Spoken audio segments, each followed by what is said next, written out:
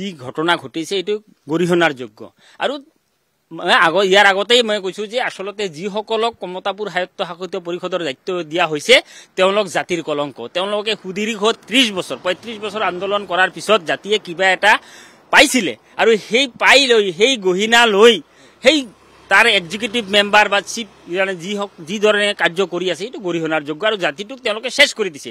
গতিকে আন্তঃৰাষ্ট্ৰীয় কোচ ৰাজবংশী সংস্থাই গকুল বৰ্মনকে নহয় সম্পূৰ্ণ কেএচিটো ভংগ কৰি দি নতুন কৰি নিৰ্বাচন পাতিব লাগে।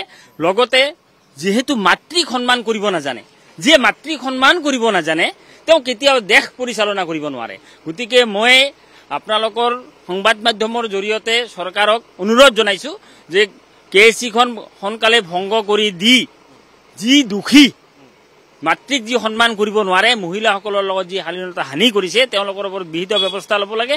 কিন্তু মই দেখিছোঁ এই ক্ষেত্ৰত মুখ্যমন্ত্ৰীৰ গৃহ বিভাগ নীৰৱ, মহিলা আয়োগ নীৰৱ।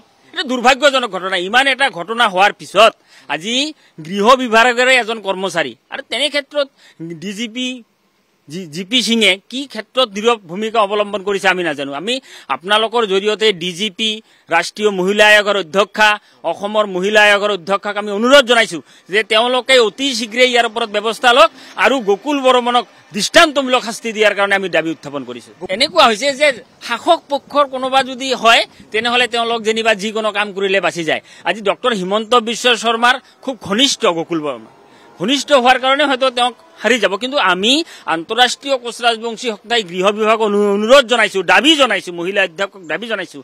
মই প্ৰধানমন্ত্ৰীলৈও এটা চিঠি লিখিম আজিকালিৰ ভিতৰতে যে দৃষ্টান্তমূলক শাস্তি দিব লাগে গকুল বৰ্মনক, যাতে ভৱিষ্যতে আৰু এনেকুৱা কাম কোনেও নকৰে। তেওঁলোকে আন্দোলনত যেতিয়াৰ পৰা আন্দোলন কৰিছে তেতিয়াৰ পৰাই জাতিটোক তেওঁলোকে প্ৰতাৰণা কৰিছে। আজি তেওঁলোকে প্ৰতাৰণা কৰাৰ কাৰণে আজি কিন্তু জাতি বঞ্চিত হ'ব লগা হৈছে। আজি যি হওক সুদীৰ্ঘ ৩৫ বছৰ আন্দোলনৰ পিছত ৰাজ্য চৰকাৰে এটা কিবা কণা সাহস পাতান দিয়াৰ দৰে এটা স্বায়ত্তশাসিত পৰিষদ কোচ ৰাজবংশীসকলৰ উন্নয়নৰ কাৰণে দিছে। কিন্তু তাতে যিসকলক দায়িত্ব দিয়া হৈছে সেইসকল সুদীৰ্ঘ ৩৫ বছৰ আন্দোলন কৰি জাতিটোক প্ৰতাৰণা কৰিলে। গতিকে মই আপোনালোকৰ চেনেলৰ জৰিয়তে যিসকলক দায়িত্ব দিছে, কেলেংকাৰী যিসকল জড়িত আছে তেওঁলোকক দৃষ্টান্তমূলক শাস্তি দিব লাগে আৰু তেওঁলোকক ইতিমধ্যে এইটো ভংগ কৰি দি তেওঁলোকৰ ওপৰত ব্যৱস্থা ল'ব লাগে। চিফটো বাদ দিয়ক, তেওঁক জাতিয়ে প্ৰত্যাখ্যান কৰাৰ লগতে আসাম চৰকাৰে তেওঁৰ ওপৰত ব্যৱস্থা ল'ব লাগে, দৃষ্টান্তমূলক শাস্তি দিব লাগে, যাতে ভৱিষ্যতে আৰু কোনো এনেকুৱা কৰিবলৈ সাহস নকৰে। মই ক'লোৱে মহিলা আয়োগ নীৰৱ ভূমিকা অৱলম্বন কৰিছে। ৰাষ্ট্ৰীয় মহিলা আয়োগ আজি যদি বিৰোধী পক্ষৰ হল হয় হয়তো তুলপাৰ লাগি গ'ল হয়। আজি শাসক পক্ষৰ হোৱাৰ কাৰণে মহিলা আয়োগো নীৰৱ। এই ক্ষেত্ৰত আমি খুবেই দুখ প্ৰকাশ কৰিছোঁ। মহিলা আয়োগক আমি অনুৰোধ জনাইছোঁ মহিলা আয়োগে যাতে এই সম্পৰ্কে বিহিত ব্যৱস্থা লয়। ডিব্ৰুগড় আৰক্ষী কি ক'ব? ডিব্ৰুগড় আৰক্ষী নহয়, মই গৃহ বিভাগেই কৈছোঁ। আজি গৃহ বিভাগ নীৰৱ হোৱাৰ কাৰণ কি?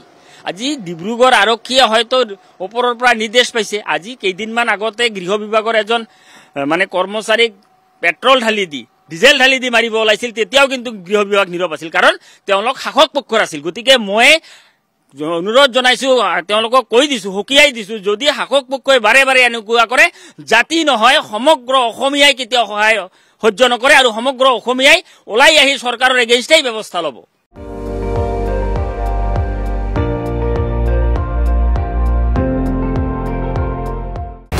আপুনি চাই আছে ND24, সৰ্বশ্ৰেষ্ঠ নহয় সৰ্বোত্তমৰ দৌৰ।